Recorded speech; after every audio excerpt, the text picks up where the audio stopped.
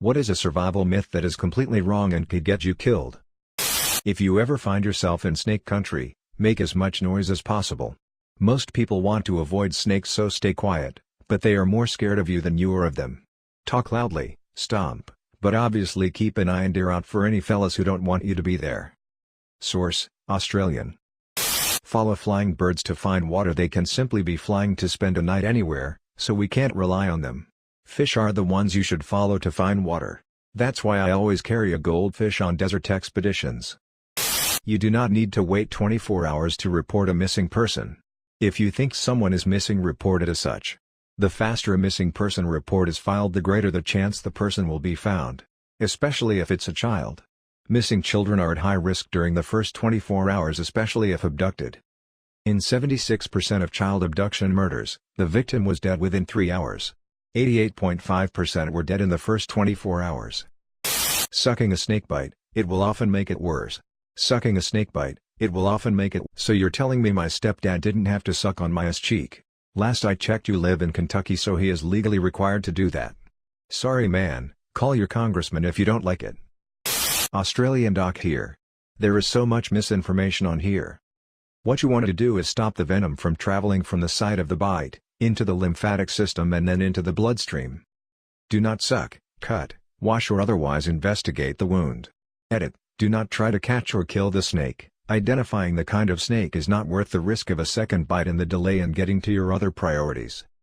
Priority 1: get away from the snake. Priority 2: get help. Get someone nearby to call an ambulance, or worst case scenario, call yourself. Edit: leaving this here because it's hilarious. Priority 3: stay still. Moving your muscles is what helps pump the fluid through your lymphatic system and to the lymph nodes, where it can enter the bloodstream quickest. Ideally keep the bite below your heart, but immobilization is the most important thing. Priority 4. If there is someone with you, get them to apply a pressure dressing to tightly compress the whole limb. This can greatly slow the flow of lymph and buy you hours. The issue with a tourniquet, as opposed to full limb compression, is that you're not actually preventing the spread of lymph up the limb. Taking the tourniquet off then becomes very risky for a sudden influx of venom into the central circulation, and has serious risks of permanent damage and loss to the limb. Removing a bullet is more dangerous than leaving it in. Trying to remove it can tear vital organs, it can be pushed in even deeper, or removing it can cause the person to bleed out. So digging it out with a rusty knife and covering it in duct tape doesn't instantly heal you? Far Cry lied to us. Rescue breaths are wildly overrated in most movies and TV shows. You'll see someone in cardiac arrest, and the rescuer will stop giving compressions and focus on breathing into a person's mouth and blame "oh, awake, alert, alive." Nope. Don't do that.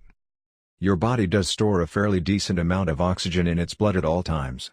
If someone in front of you, odds in their mouth is covered with saliva/vomit, or someone collapses in front of you of a suspected cardiac arrest, your plan of action is twofold. Are they breathing? Do they have a pulse? This is easy to fuck up, especially in a moment of panic. My rule, as an EMS provider, is that if you don't feel it in 10 seconds, it's not there. Start compressions. If they are not in cardiac arrest, they will let your ass know, and the law covers you under Good Samaritan clauses in most of these cases. If you are the only person attending to this body, do not stop and give rescue breaths if help is on the way and will be there soon. It takes about 4 to 7 decent compressions to get blood recirculating in the body after stopping to give mouth-to-mouth. That's a lot of blood, carrying a lot of vital oxygen reserves, that aren't making it to the brain. Obviously, if you're a long way out from help, and you feel safe to do so, give rescue breaths. But it should never be priority number 1. The first mistake is to look for food and water first before having a shelter up to keep yourself dry and warm. Edit: when I say shelter first, it includes having a fire too, which I forgot to mention. When you are wet and exposed to the elements, your core body temperature can drop and you can get hypothermia if it gets too cold, and you would burn more calories than necessary.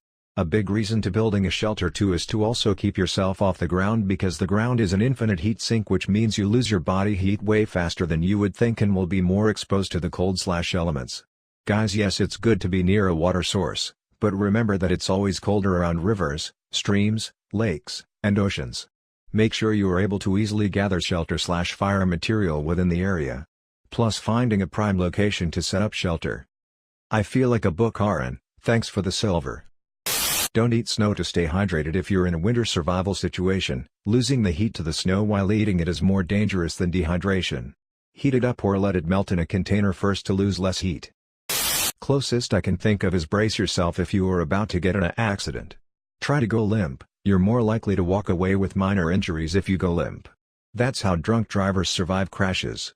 Heard a story of a guy who got caught up in a tornado. Right before the tornado sucked him in, he got hit in the face with a vase, which knocked him unconscious. The tornado then threw him onto the ground a couple miles away. He survived with only some minor scratches and bruises. If you have to forage for food, avoid mushrooms entirely. Odds are so slim you will find an edible kind that you're much better off looking for things like nuts, seeds, and berries. They also hold negligible amounts of calories, so even if you are knowledgeable about fungi it still isn't worth it. One I know of is the myth that you can drink water from a cactus. I heard it's false and you can only drink from a small minority of cacti without having certain health consequences I am not aware of. Coconut water, though, that's supposed to be pretty damn safe. My issue with that is I can't imagine both dying of thirst and being in good enough condition to crack a coconut at the same time. You have to have trained a seagull to carry the coconut super high up and drop it onto the beach. The sand will be like concrete at that height and the coconut will crack in half. Which is how you get the water. That's all just spilled out onto the sand. That's all just spilled out onto the sand. That's all just. You want the water without the sand? This cannot be done. Seagull technology simply isn't there yet. If you get stabbed with anything, don't pull it out since it could be the thing that's preventing you from bleeding out. Instead immobilize it and go to the hospital where they can stop the bleeding when they remove the object. If a predator attacks you, you have a fairly good chance of scaring it off, especially if it's smaller than you, because it's likely only looking for food. If a herbivore attacks you, you're fucked because it genuinely wants to kill you. Don't stand underneath doorways in case of earthquakes. Doors and door frames are just not made the same anymore, so you're more likely to sustain more serious injuries if you do. You're better off staying hidden underneath a desk or table. Drinking alcohol to stay warm. You sweat, your blood will rush to your skin and you will freeze/die much faster. Apparently some people think the best way to survive a wolf attack is to bend down and show the wolf you're submissive towards him and pose as no threat. If you do this, you're dead. The wolf will 100% kill you. Your best bet is to walk away without turning your backs on them, maintaining eye contact the whole way. If you look away or turn your back, the wolf's killer instinct will kick in and it'll kill you. Don't make a lot of noise and aggressive movements towards a wolf the same way you do to a black bear because most likely it'll be seen as a challenge, not a threat. Cotton wicks moisture. Cotton is probably the worst material to wear in an outdoor survival situation because it holds moisture and in doing so loses its ability to keep you warm. It won't kill you, but don't pee on a jellyfish sting. It will actually release more of the toxin. Pee directly on the jellyfish to show dominance. That's it for today, thanks for watching.